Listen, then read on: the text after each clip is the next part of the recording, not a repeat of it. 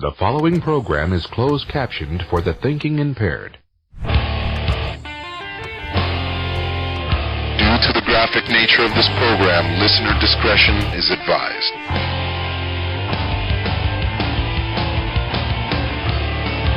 Good morning, folks. Welcome to episode 4 of That Image Guy. I am That Image Guy. I'm Joey Image, and I'm glad to have you with me today.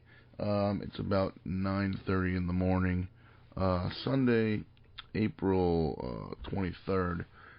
It's actually August 23rd. It's not April, despite what I just said. This evening is WWE's SummerSlam.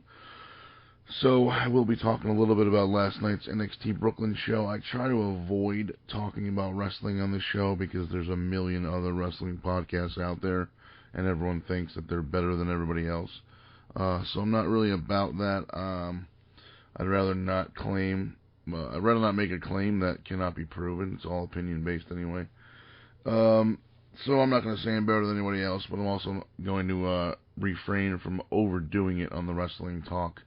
On this whole podcast, not just this episode, but I mean just this show in general. I already do a wrestling podcast every Thursday night that is released on Friday or Monday, depending on how quickly it is edited and then uploaded. And that is for the Ace Pro Wrestling Studio One podcast. So, no need to talk other wrestling on this show. We talk a whole range of topics here, and I've gotten some people sending me in some stuff that they asked me to talk about. For example, the Billy Joel concert I attended on Thursday night. So I figured I was going to do that, and then I'll talk about the Artie Lange show that I attended on Friday night, and then I will talk about yesterday's NXT show. So let's pause right now for a quick commercial, and we'll be right back. Thanks. If you love to smoke, then you know there's no place left in America where you can light up a butt these days. That's why Carnival is proud to offer our new Smokers Cruise. Board our luxury liner and be off to, who cares where you go. The point is, you'll be in international waters where you can smoke 24 hours a day for a full 2 weeks. They let us smoke on the dance floor, at all our meals, even in the pool. I like all the activities. Smoke-alongs, cigar races. Hey, I met a babe who smokes unfiltered Luckies. Oh, what? The Smokers Cruise. Sign up now for regular or menthol. Hey, it's not just a vacation. It's the lung burger. It's my friend. Could see me now. Always ask someone you love before you put anything in your mouth.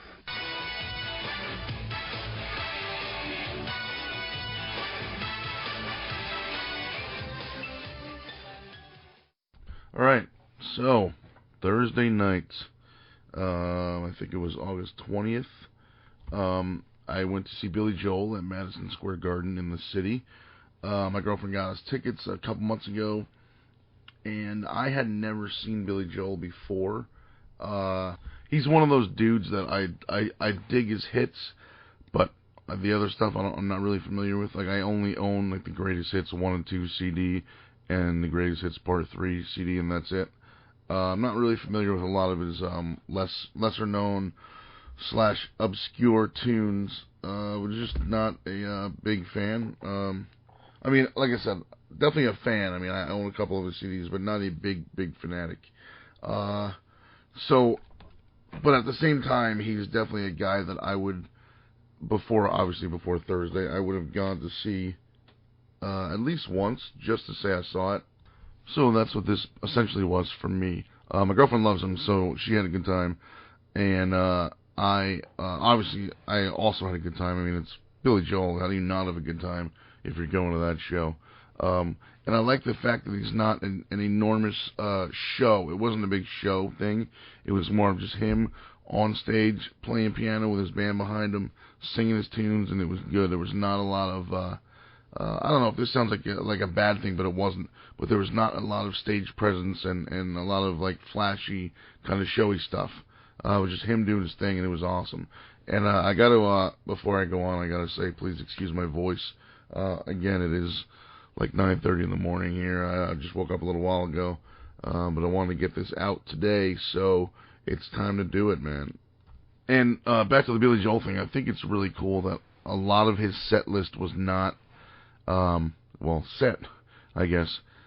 He had sheets of paper on the piano with him. I'm assuming each one was different because he kept reading. He would read from one and then do a song and then go and read from the other. And there were a lot of songs where he would say, all right, I have 2 songs, written down next on my list, and I'm just going to say the names of them, and whichever one you want to hear, whichever one you cheer for more is what I'll play. So he would say, whatever, Uptown Girl, okay, blah, blah, blah. And then Zanzibar, okay, blah, blah, blah. So whichever one people cheered for most is what he played. And out of those 2, he played both, actually.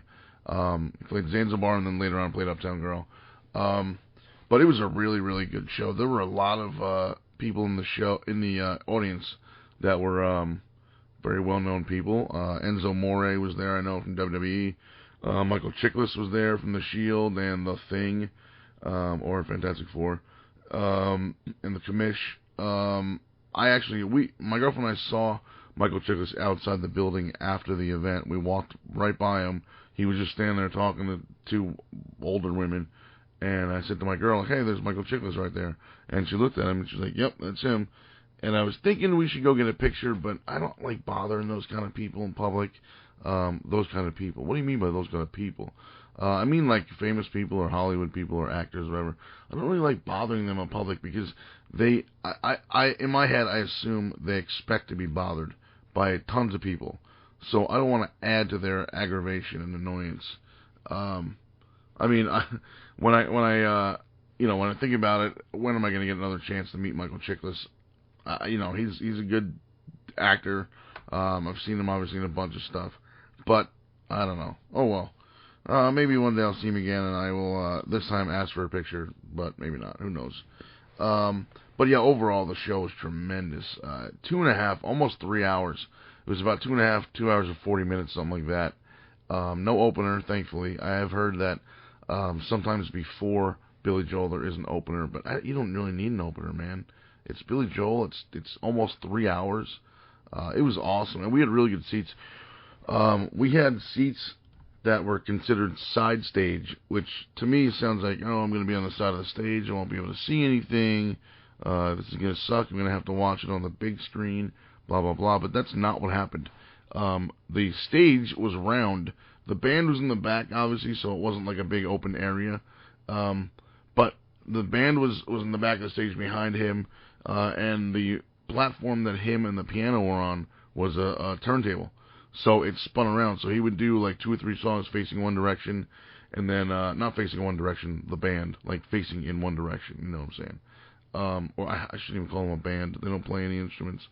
But he would do couple songs facing one way and then spin around and face the other way. Sometimes he would face just straight forward. So it was really cool. I've only seen one other show in a round theater environment, which was Artie Lange and Shuley from the Howard Stern Show and Sal Stockbroker in Westbury, wherever the hell that is, Westbury, Connecticut, I think it is, or Long Island, maybe, I don't know. But it's a big theater in the round. It's really, really cool. So that's how this stage was set up at the Garden the other night. Really, really great show. I mean, there's just a ton of people that were tweeting about it and Facebooking stuff about it, and it was really, really a great show. Like I said, even though this was not an artist that I am an enormous fanatic of, I would definitely go see it again. He was just really, really good. And again, I mean, it's like impossible to not have a good time at a Billy Joel show. Definitely, it's easy to see why he is such a big star. And if you're interested in checking that out as well, he will be at the Garden. If you're in my area, the New York, New Jersey area, and interested, he's at the Garden once a month until the end of the year, I think. So that was August 20th. He's got September, October, November, December, and then he does brief.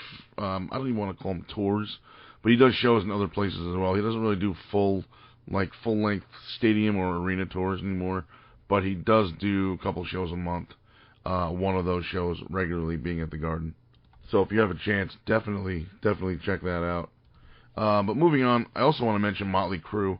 They had I guess their last tour is going on right now. I really wanted to go check them out. I didn't get a chance to. I wanted to. I saw them, I guess maybe like 10 years ago at the Garden also, and they did I don't even know what the hell you call it. Not a farewell tour, but like a final something or other. Essentially, yes, a farewell tour. And they claimed it was like their last tour ever and blah, blah, blah. And then a couple years later, they played again. And then they played again like last year or the summer before that. And now they're playing now, which I think this is supposed to actually be their last tour. I actually heard, I don't know if this is a rumor or if this was true or on the news or anything like that, but I actually heard that all the band members, Mick Mars, Tommy Lee, Vince Neil, and Nikki Sixx, actually signed a contract saying that going forward after this tour ends, they will not use the name Motley Crue in as a show, as a collective band anymore in any shows. Just for the sake of the fact that there were people that got pissed off every time they say this is our last tour, and then they play again, and people think it's a ploy just to make money, which it probably is if that's true. But again, I mean, I don't know if this quote unquote contract actually happened or if that was just some like silly internet rumor. But anyway, yeah. So I hope people are enjoying those shows as well. On to another event I attended this past Friday night, the 21st, at Levity Live, which is a comedy club / dinner club in West Nyack, New York. It's actually at the Palisades Center Mall, which is a freaking gigantic mall. I've been there a million times. The place is huge. I mean, like it's like you go to some places and they have like small stores that are like just versions of bigger stores. Like Garden State Plaza has like a Best Buy Mobile, which is just a small version of the mobile department at a regular Best Buy. Or some stores have like a Toys R Us Express. Some malls have like a Toys R Us Express, which is like a smaller version of a regular Toys R Us. But Palisades Center has like full-size Best Buy and a full-size Target. And, places like that. And it's just enormous. It's a huge, huge mall. I remember when it first opened, it took, 5 or 6 years. Probably longer than that, actually, now that I think about it, to actually do the construction of the original mall when it opened. Since then, they've added more stores and parking garages onto it, and I think outdoor parking lots as well. But man, it's huge. There's a giant, there's a roller coaster inside this mall. There's also a giant climbing, I don't even know what the hell to call it, an adult jungle gym almost.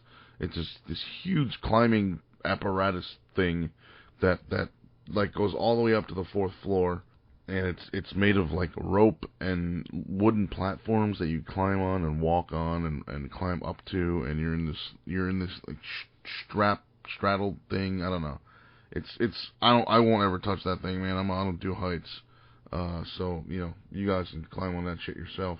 But it's just a really cool place, a really cool mall.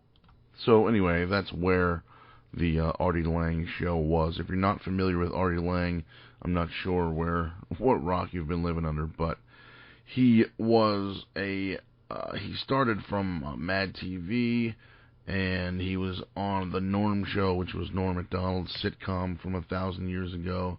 One of my favorite shows, by the way. He was also in the movies Beer League, which was his movie. He was in Dirty Work, also with Norm Macdonald. He was in The Bachelor. He was in Jerry Maguire, which his scene in Jerry Maguire was cut out, but I believe it's in the director's cut, or the uncut edition, whatever the hell it's called.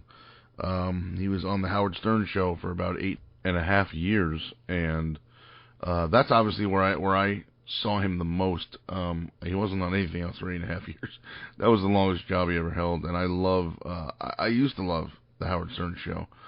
I listened to it before Artie was there. I was never a big Jackie Martling fan. I tolerated him because I loved the rest of the show. But once Artie was on there, that is the I don't even know what you call it. In relation to WWE and NXT, the Howard Stern Show with Artie Lange, that's the WWE roster to me. It was very NXT with Jackie Martling, if that makes any sense. Their grade A roster included Artie to me. Once he left, I don't think I've listened to one full episode since he left the show. And I also haven't renewed my Sirius subscription since then either. But thankfully, I get to see him live because he is from New Jersey, so I get to see him pretty often. He's also close friends with a very close friend of mine, Reverend Bob Levy, who, if you've never heard of him, he's also another great comedian you should check out, also from the Howard Stern Show. Levy is also from the Opie Anthony Show as well, so he's done a lot of stuff also, and another guy you should check out. But I know Bob Levy, and Bob Levy's friends with Artie, so I got to see them last year, January 2014, at Starland Ballroom, and that was a very, very special show for me because I actually got to go backstage and hang out with everybody, including Artie and his fiancée at the time. I forget her name. She was really cool. Of course, Bob Levy was also there. Jim Florentine was there from Crank Yankers and That Metal Show. So there was just a really, really lot of people there. It was very cool. I got to hang out. Myself and my buddy John got to hang out before the show backstage for about an hour. Just hang out with Artie and bullshit. And Bob Levy was there, and we hung out backstage before the show. I got to meet Levy's manager, Tim. It was just a really, really good event. So we got to hang out backstage before the show, and then afterwards, after the entire show was over, we got to again hang out backstage, which was even cooler because at that point the Impractical Jokers had showed up, and I'm a giant fan of those guys. So I got to meet them and talk to them, and I really kind of hit it off well with Sal Volcano. We haven't spoken since then, other than just once in a while we'll talk on Twitter, but I haven't really spoken to them since. But yeah, we talked. They know that I'm a professional wrestler, and actually Sal and I have a couple of friends in common, Thea Trinidad and I still call her Talia, but Velvet Sky. So we know a lot of the same people, and it was really cool to talk to Sal for a while. Got some really cool pictures with all those guys. But anyway, that's a different story for a different day. But Friday night we got to go. My girlfriend and I got tickets. I think on the same day she got the Billy Joel tickets actually. So we went. It was a 7:30 p.m. show. He did two shows last night as well, which was Saturday. There was a 7:30 and a 10 o'clock, but those were already sold out. So I had to get the Friday tickets. So we went down. It was awesome. Little known trivia fact about Levity Live. Before that, it was called Oasis Cafe, and it was different owners, I think. But I actually did 2 autograph sessions there with Chris Barron, who was the lead singer of the Spin Doctors. So if you know who he is, or if you know who they are, that's the guy. That was really cool. It was back in the day, a long time, back when Pro Wrestling Syndicate was just getting started. Might have been 07 or 08 when I did that.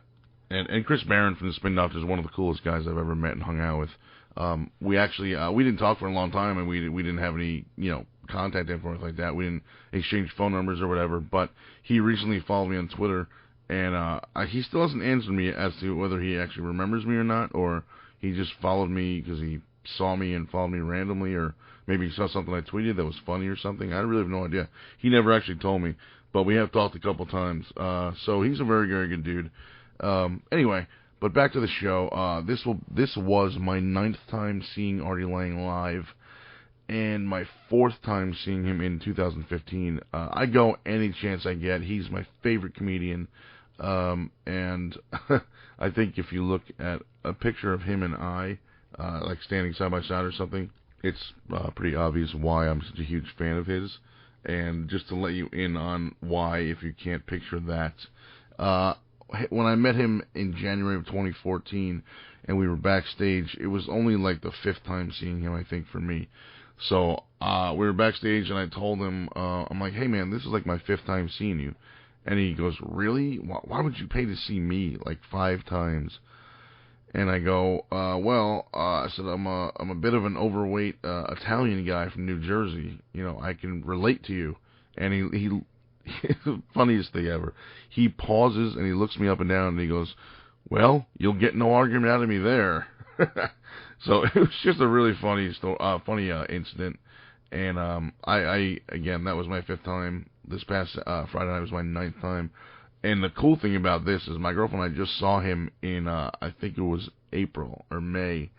And now it's August, and it was all the end of his bit where he sang a song. I've seen that before, but the entire first he did about an hour. The entire first 55 minutes was all brand new stuff. It was really, really cool to see him so often and to always see a new show every time. Like I said, I've seen him 9 times. I've never seen the same act or the same jokes or the same bits more than once. Obviously a couple here and there, like I said, singing the song thing. But that's some of the funnier stuff. But some of the newer stuff that I saw, it was awesome too. So it's just cool to see variety like that, especially a guy that doesn't really need to, do a completely brand new show every time. And plus, he's got a podcast called the Artie Lange Show. So actually, it's called the Artie Quitter Podcast. So, not only is he writing material for stand-up shows, but he's also writing material that he uses on his podcast, which I think is, it's almost like my podcast. Like I said on my first episode, I'll be doing this weekly. It's already been 1 week, and I'm on my 4th right now. So I think Artie's is very much the same way. Like, it was supposed to be a weekly thing, but it's like this past week there were like 2, and some of them were like 2 days in a row in the past. So, he does material for that, plus he does material for his stand-up, and that's awesome. He's a hell of a hard-working dude and a hell of a funny guy. Not always PC, but, so it's not for the uptight folks, which there seems to be several millions of those, nowadays. But definitely a great, great show, and I recommend anyone to check it out. Actually, also on that show is Chris Cotton, who I've seen before, also at Starland Ballroom, and Richie Redding was the other guy, who I've never seen before, but he was great. I don't know why I laughed at something, and I guess I laughed loudly at something that Richie Redding said, and he pointed right at me, and he goes, "You look like a Captain Lou Albano wrestler type guy."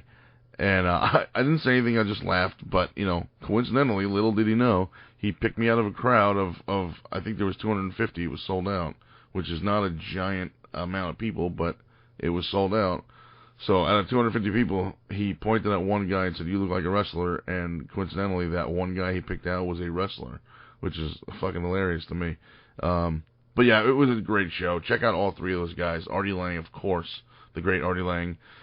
Chris Cotton, and Richie Redding, definitely 3 guys that you should be watching on a regular basis if you're into stand-up comedy, which I am. That was a dream of mine. When I was growing up, there were 2 things I wanted to do. Entertain, obviously, was the main umbrella, I guess, label that's on what I wanted to do. But one of them was obviously professional wrestling, which I did for 15 years, and still I'm a part of.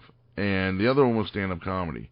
But I feel like I'm more fun. Like, I know people tell me I'm a funny guy all the time, but I feel like I'm more funny in situations.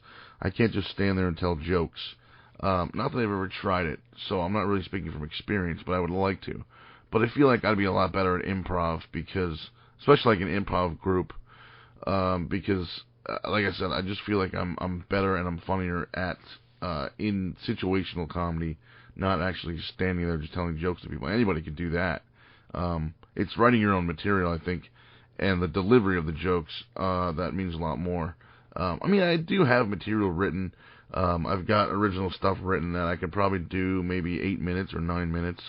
And I actually came up with a couple of things last night as I was watching TV. But it's just, I don't know. I haven't gotten the balls yet to talk in front of a crowd, which is funny because for 15 years I've been doing promos in front of crowds as a professional wrestler. So it's there's that little I don't know even what you call it, the obstacle of kind of getting over nerves of being on stage, and I think the reason for that is because in pro wrestling, as long as I get a reaction from the crowd, I'm doing a good job. That is A, and B being the fact that while I'm in the ring, I'm playing quote-unquote a character, not necessarily my real self. So it's not really me that the people are booing. If they're booing, it's the character or just what I'm saying. If I did the same thing at a stand-up comedy show, then my job is not to just get any reaction. My job is to get a positive reaction. So there's a lot more pressure, and again, there's so many comedians in the world today that I think it's just so hard to. It's just not that it's hard to be funny. It's just so hard to know what is funny and what's not. And it's like like there's a lot of people that do Caitlyn Jenner jokes, and a lot of people are like, well, it's not PC because he's a woman now, and blah blah blah, and that's not funny. And his whole life he was living a lie. Blah, blah. It is funny. Everything is, in comedy, to me, stand-up comedy at least, everything is off limits. There's no limit to anything. There should be like, a handbook saying things you can't say anymore in 2015 because people will bitch about it and they'll go online and complain even though it literally doesn't affect them at all, but they'll go online and complain and that will hurt your ticket sales. Like, there really needs to be a handbook that some uptight people need to write. I try not to swear, but sometimes the F words slip out.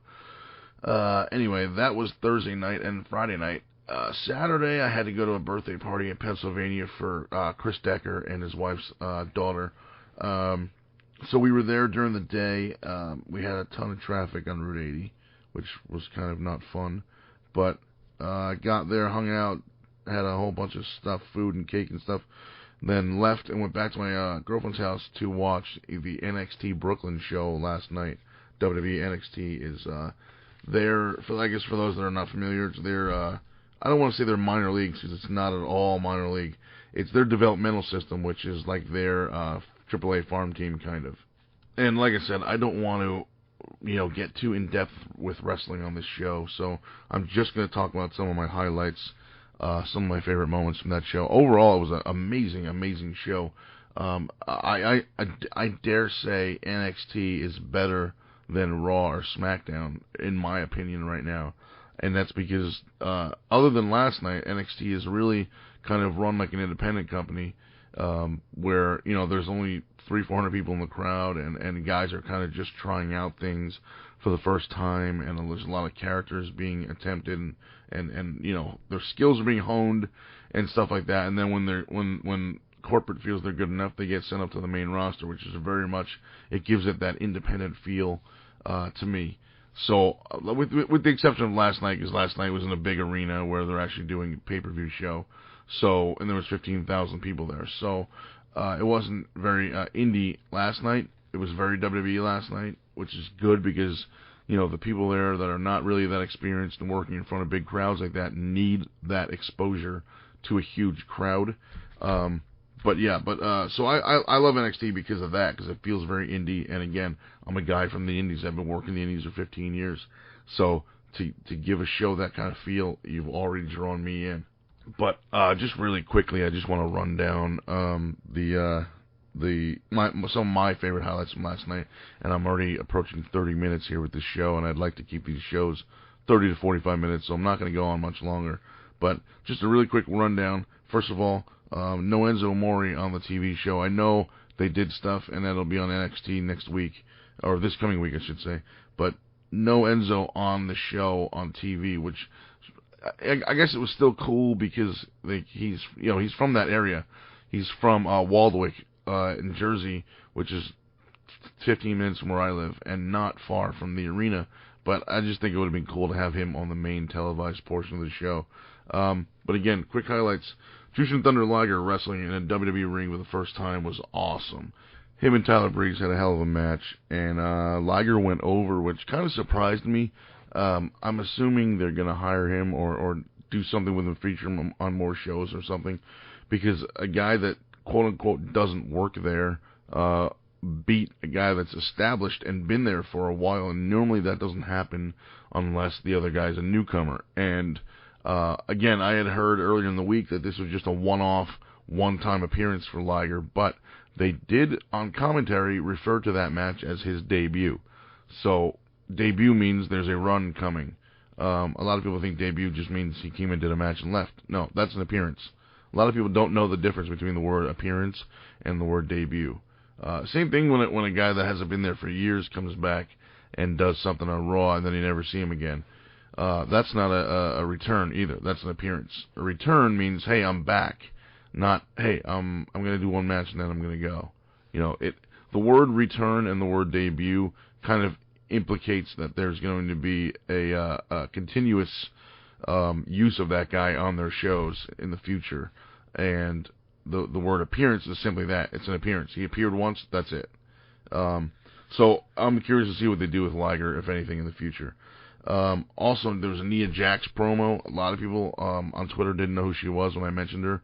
It's at Nia Jax WWE. She is part of the Anoa'i Samoan wrestling family, which is a family that I am exceptionally proud to know and to have worked for and to have worked with in the past. She's The Rock's cousin. She's the Usos' cousin. Roman Reigns. She's part of that whole family. Rikishi. She's part of that whole family. That lineage is very, very rich in wrestling history. And wrestling is very, very rich in Samoan history. So that is definitely a girl that I'm very, very much looking forward to seeing in action. What else? What else can I think of off the top of my head, because I don't write notes for this show? Uhaa Nation debuted, formerly known as Uhaa Nation. Apollo Crews, and I don't even remember who he wrestled, and I feel bad now because I forget. Ty Dillinger. Ty Dillinger, very, very accomplished wrestler himself. And together they had a hell of a match, and Uhaa went over in his debut. Very, very cool to see. Regal announced Dusty Rhodes Memorial Tag Team Tournament. He's calling the Dusty Rhodes Classic. And kind of reminded me of the Crockett Cup from the 80s, which also was a very prestigious tag team tournament. What else? Samoa Joe wrestled Baron Corbin, and Joe went over. I know there were some people on Twitter that were surprised that Samoa Joe won. That's not a surprise at all. I think what was a surprise again is Jushin Liger winning, considering that he quote unquote doesn't work there. Samoa Joe at least has been there for a couple months now. What else? I think after the Samoa Joe Baron Corbin match was the women's title match, Sasha Banks versus Bayley. This was match of the night. Absolutely match of the night. It is very, very clear to see that they have a tremendous trainer in Sarah Del Rey.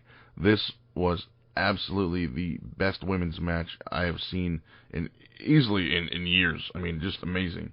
Those two women went out there and just fucking kicked ass. There's no other way to put it. They were awesome. Bayley got the victory and became the new women's champion. I'm assuming, I don't have any insider information or anything about this, but I'm assuming Sasha Banks will play a more heavy role on Raw now due to the fact that she lost the women's title. That's usually what that means. I'm sure she'll still do NXT shots here and there, but likely will be eventually full-time on the Raw roster very soon. But yeah, match of the night. Sarah Del Rey is doing a tremendous job training these ladies, and she deserves a lot more credit than she gets.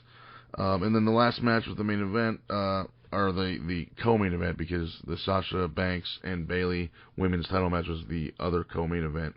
But it was Finn Balor and Kevin Owens. Another awesome match. I would say that may be the second match of the night, just because of the crazy spots they were doing and the wacky bumps. It was a ladder match for the title, and Finn Balor won. I'm sorry, current NXT champion Finn Balor kept the title, retained, and I'm wondering the same thing with Kevin Owens as I am with Sasha Banks, if that means that he's now fully done with NXT and will just be on Raw full time. I wouldn't mind seeing that.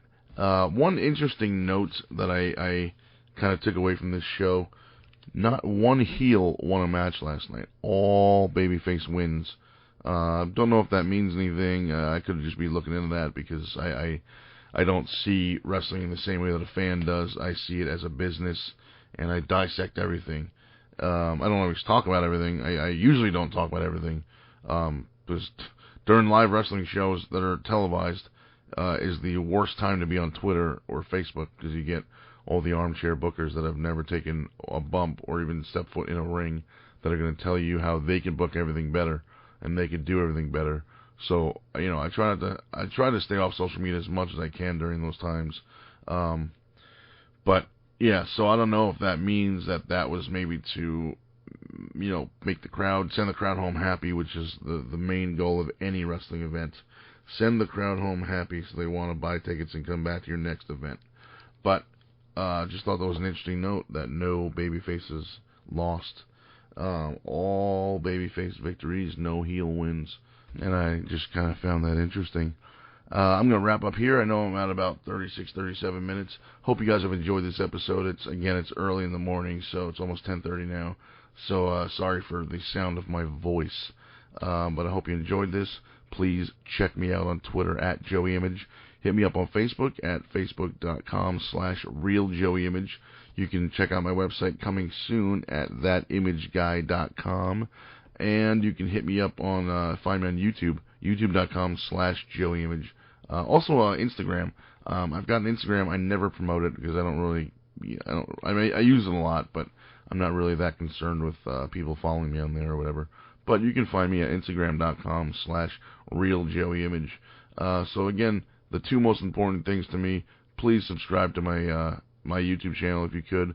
And you don't even have to watch anything. Just subscribe. Thank you. The numbers, people think the numbers don't mean anything. Subscription numbers to a person that does what I do on YouTube actually means a lot. And please follow me on Twitter. I'm trying to hit 10,000 followers. I've been trying to hit 10,000 followers for like 4 years. So please, even if it's a pity follow and you just mute me right away so you don't see anything, just, hit me up. And if you got any questions, suggestions, comments, hate mail, you wanna send me pictures of your new shoes or your dog or your chinchilla, I don't know, joeyimage@gmail.com. I'll talk to you motherfuckers soon.